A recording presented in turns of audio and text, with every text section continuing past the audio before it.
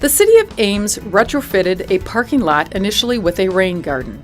However, the soils did not adequately percolate the stormwater, causing water to pond on the surface for extended periods of time, which killed the plants. A bioretention cell was then designed and installed by city staff.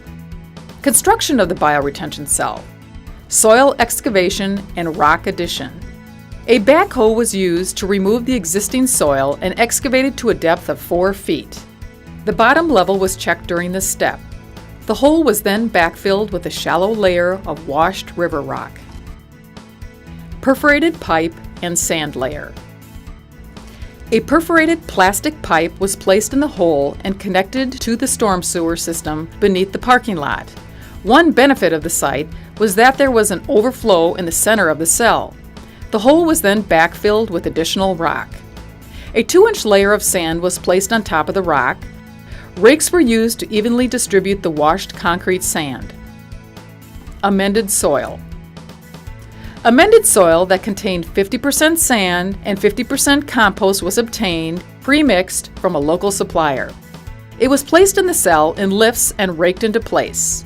The cell levelness was checked during this process. Stabilizing the surface.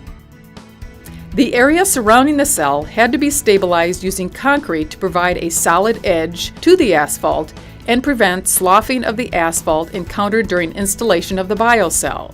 The challenge was providing adequate bed stabilization for the concrete. Crushed rock was tamped into place in the area around the cell.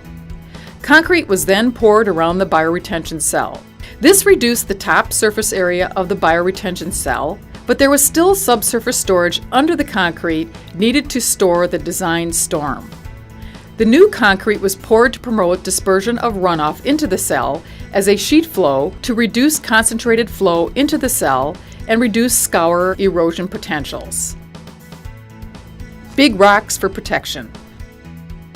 Large boulders were placed in the edges of the cell to prevent vehicles from driving over and through the cell. Mulch and plants. Mulch was added to the cell, and then it was planted with mostly native plants and grasses with a few horticultural cultivars for visual appearance. The plants required some watering during a dry spell, but acclimated very quickly. The finished project. A sign was added to the bioretention cell to educate the public on this stormwater practice.